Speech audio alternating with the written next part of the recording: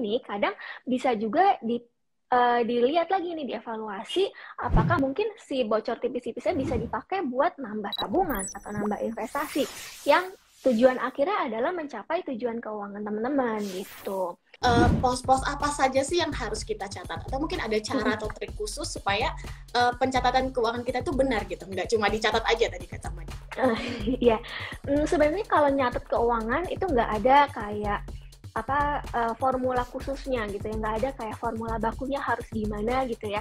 Yang penting sih usahakan sedetail mungkin, usahain sedetail mungkin supaya apa? Supaya kita benar-benar tahu bocor tipis-tipisnya tuh di mana sih. Karena kan kadang orang-orang tuh benar-benar kayak nge-recapnya asal gitu ya, maksudnya kayak gambaran besar aja deh.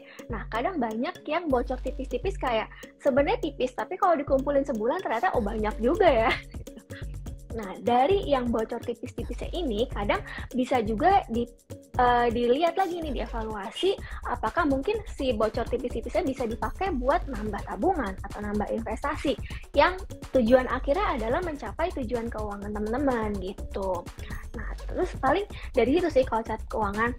Dan kalau di Finansialku kita juga ada yang baru-baru ini kita baru nge-launching fitur baru di mana aplikasi kita bisa nyambung ke rekening. Gitu, jadi otomatis begitu kalian transfer kadang kan yang nggak kerasa tuh yang cashless ya, karena kan kita nggak beneran ngeluarin uang kan. Nah itu yang suka nggak berasa tiba-tiba loh rekeningnya udah berkurang banyak nih dari awal bulan gitu. Nah kalau disambungin itu nanti teman-teman bisa langsung kecatat gitu, begitu ngeluarin diupdate nanti kecatat di aplikasinya terus bisa direkap gitu sih. Atau kalau mau catat manual juga boleh sih, cuma ya harus disiplin. Benar-benar. Tapi berarti di Finansialku ada cara supaya kita lebih mudah ya, Mbak. Tadi benar-benar cashless tuh biasanya kita jadi nggak berasa ngeluarin uang gitu ya, Mbak. Iya. Nah, kalau yang kayak gitu, Mbak, kadang tuh agak susah. Misalnya udah di budget nih, per minggu aku akan ambil cash segini, tapi ternyata keluar yang tidak cash itu lebih banyak dari yang sebelumnya ditentukan. Itu cara supaya kita bisa konsisten dan lebih benar-benar ngotot gitu untuk hemat itu seperti apa, Mbak? Kalau biar konsistennya sih sebenarnya balik lagi ke diri kita sendiri ya. Karena gimana pun itu komitmen dan disiplin itu nggak ada yang bisa nge-push kalau bukan diri sendiri ya. Karena kita juga kayak financial planner juga, kalau ke klien-klien kita udah coba edukasi, udah coba saranin terus-menerus gitu setiap hari, setiap bulan. Tapi kalau dari kliennya sendiri belum ada komitmen yang cukup teguh gitu juga tetap aja gitu kan, susah kan. Nah tapi yang bisa aku saranin adalah teman-teman harus tahu tujuan keuangannya dengan detail gitu. Kadang orang tuh cuma taunya pokoknya pengen beli rumah, nabung buat beli rumah. Nah, tapi nggak tahu mau beli rumah berapa ratus juta, mau KPR-nya yang berapa lama, DP-nya mau yang berapa besar, dan mau beli rumahnya kapan gitu. Itu kadang nggak didetailin. Padahal kalau kita detailin, misalnya mau beli rumah 2 tahun lagi, DP-nya mau 30%, sekian ratus juta gitu ya.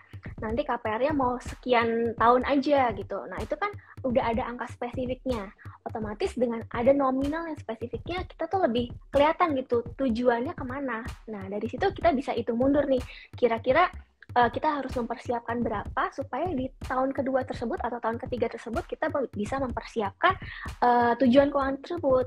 Nah, dari situ dengan tahu tujuan keuangan kita, biasanya kita otomatis lebih disiplin juga ke diri sendiri dan lebih ada komitmennya gitu kan. Karena kalau misalnya kita belanja sekarang, mungkin ya kepuasannya sekarang instan gitu ya, seneng langsung kan.